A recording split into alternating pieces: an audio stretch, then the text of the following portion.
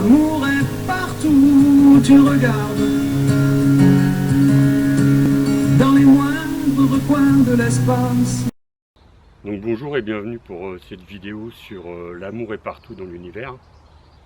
Et nous sommes un univers à nous seuls. Et en plus je voulais vous faire profiter des belles couleurs de l'automne qu'il y a en ce moment. Je vais vous détailler les 7 niveaux de conscience que l'on doit gravir afin de croître spirituellement vers la réalisation de soi. Ils correspondent à des chakras, car dans chaque chakra existe une conscience de l'amour qui est parfois bien loin de ce qui est vraiment l'amour.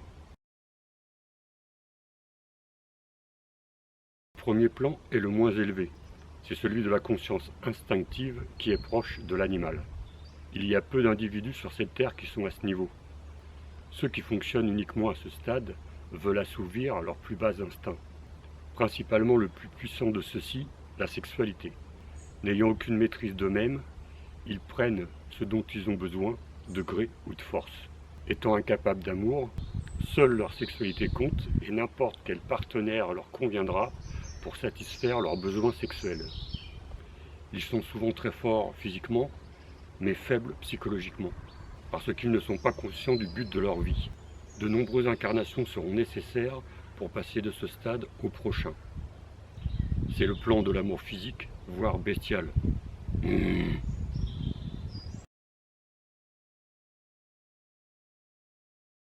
Le deuxième plan est celui de la conscience collective. À ce niveau, la personne développe son sens des relations humaines et peu à peu, elle tombera amoureuse. Mais l'amour qu'ils ressentent ressemble plus à de l'attachement possessif. Même s'ils choisissent leur partenaire sexuel, il n'en demeure pas moins qu'ils le ou la considèrent comme un objet leur appartenant, étant prêts ou prêtes à faire n'importe quoi pour eux. L'ego est très fort à ce niveau. Ce sont ceux qui se marient pour faire comme tout le monde, et la majorité de leurs croyances viennent de la famille ou de ce que la majorité des gens pensent. Ce plan est émotionnel, et c'est à ce niveau que se situe la majorité de l'humanité de notre belle planète. L'amour à ce niveau est égotique. Le troisième plan est celui du mental. Là, l'individu situe son « je ». Il commence à s'individualiser. C'est le plan du pouvoir personnel, et ces personnes cherchent à dominer ceux du deuxième plan.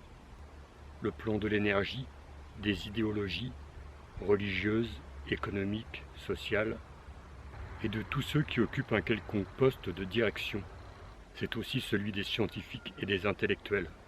Le piège pour ces personnes, c'est qu'ils s'auto-illusionnent en croyant que la plupart des gens pensent comme eux, quand dans le fond, ils n'ont fait que les influencer. C'est le plan des leaders, ils fonctionnent selon la dualité du mental. Amour-haine, dominant-dominé, etc. C'est l'amour-échange qui n'est pas le véritable amour, mais il s'en approche. C'est le plan de la prise de conscience, de la réflexion. L'individu à ce niveau élargit ses connaissances, soit en ésotérisme, soit en spiritualité. Il prend conscience qu'il existe une autre dimension. L'amour à ce niveau est une illusion. Il correspond à la troisième dimension au niveau du couple. Bon, j'y vais parce que je vais attraper un coup de soleil, un coup d'amour, un coup de je t'aime. Le quatrième plan est causal. C'est le plan où vous pouvez vous connecter à votre âme. À ce niveau, vous pénétrez dans la partie de l'âme, celle de l'amour spirituel. À ce niveau, vous pouvez vivre avec une âme sœur. C'est à ce stade que l'on peut vraiment ressentir l'amour inconditionnel. Votre partenaire est si proche de vous qu'il n'y a plus aucun effort à faire. Au quatrième plan, les personnes sont capables d'aimer sans condition. Ils acceptent la personne telle qu'elle est et ne demandent rien en retour. Lorsque l'étape entre le troisième plan et le quatrième est franchie, il y a une renaissance, parce qu'ils reconnaissent ce qu'ils sont et rejettent ce qui n'est pas vraiment eux. Ils ont réussi à déprogrammer la pseudo-personnalité et à devenir vraiment eux-mêmes. Le plan causal est celui où se trouvent les archives akashiques, c'est-à-dire les mémoires des incarnations passées. Ce plan est aussi celui du ressenti, avant le ressentiment. C'est plus profond que l'émotion, plus subtil. C'est le plan des créateurs, des artistes, qui expriment la beauté sous toutes ses formes. À ce niveau, on a envie de donner et d'être. On commence à comprendre et à voir que l'amour est plus fort que la mort. on touche l'amour véritable, c'est le plan de l'amour inconditionnel. C'est le couple de la 4e dimension. Le 5e plan est celui de la superconscience. L'amour est manifesté et exprimé pleinement, ce qui n'était pas tout à fait maîtrisé au 4e plan. C'est celui de la pensée symbolique. À ce niveau, on peut se passer de sexualité, car ils peuvent la magnifier avec la créativité. S'en passer ou pas, c'est une question à voir entre les êtres. C'est pour cette raison que ceux qui sont rendus à ce niveau sont souvent traversés de créativité inspirée, qui vous transforme en canal d'amour et de lumière, afin de transmettre à l'humanité la beauté et la connaissance. La beauté se transmet à travers l'art, comme l'ont fait Mozart, Beethoven ou Michel-Ange, et la connaissance à travers les écrits, comme l'ont fait Pythagore, Platon et Da Vinci. Les personnes du 5e niveau maîtrisent parfaitement leur personnalité et leur destin. Ils ont compris qu'ils pouvaient créer leur futur et se détacher de leur passé. La seule partenaire possible est sa flamme jumelle, son complément, son miroir. C'est le plan des guides spirituels, des maîtres.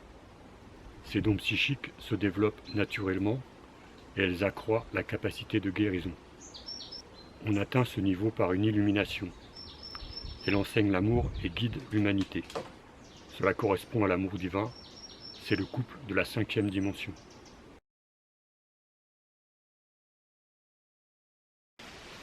Le 6e plan est celui de la bouddhi ou conscience intuitive de l'âme. À ce niveau, l'être n'a plus d'ego. Il n'est qu'une âme rayonnante d'amour et de lumière. Il a réalisé le mariage mystique, l'union divine. Il représente Dieu sur terre. C'est l'ermite solitaire constamment dans la béatitude. Il n'y a plus de personnalité car il fait partie du tout. Il est proche de la fusion définitive avec l'esprit éternel. Sa conscience est très vaste et elle englobe l'humanité tout entière. Diffusant un message de paix et d'harmonie, les saints et les sages sont parvenus à ce niveau. Parfait canaux de l'énergie divine qui coule en eux pour se répandre sur l'humanité. Il est difficile de comprendre ce niveau pour le commun des mortels et c'est pourquoi ils vivent souvent seuls. Ces âmes se sont peu à peu individualisées pour redécouvrir leurs facultés premières, avoir accès à tous les plans de conscience et voyager en pensée aux 4 coins de l'univers. À ce niveau, l'amour est cosmique. Le 7e plan est celui du divin, de la conscience cosmique. Le corps s'embrase, le feu monte dans les canaux éthériques et l'énergie divine vous transforme en être de lumière. Vous tombez dans la conscience cosmique et l'illumination, et vous y restez pour l'éternité. À ce stade, le temps n'existe plus et l'amour est devenu le seul moyen d'expression. Devenus immortels, ceux qui ont définitivement atteint ce stade ne sont que pure lumière. Ils ont compris qu'il n'y a pas de séparation entre eux et l'univers et que tout devient un. Il n'y a plus de dualité. Après avoir pensé qu'ils étaient Dieu, puis que Dieu était en eux, ils comprennent enfin qu'ils ne font qu'un avec lui. L'aboutissement de l'évolution spirituelle est en fait la prise de conscience de cette ultime unité. À ce niveau, l'amour est pure lumière.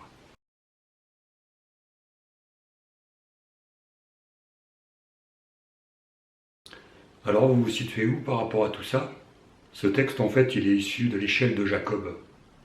Selon la Bible, Jacob a inconsciemment et en une seule nuit réussi à escalader les 7 niveaux de l'ascension spirituelle.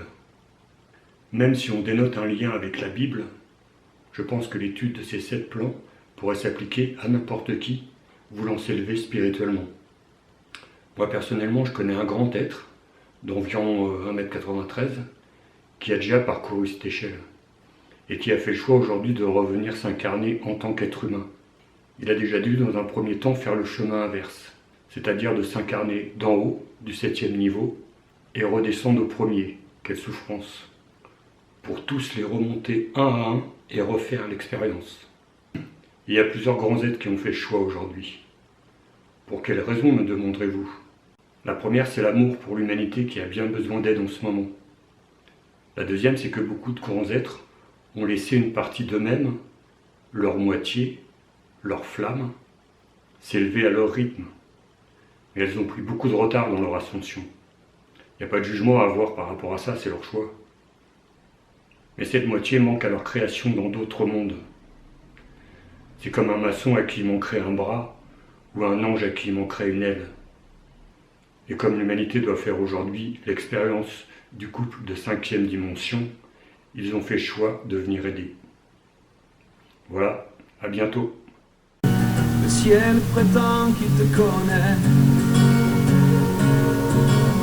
Il est si beau, c'est sûrement vrai.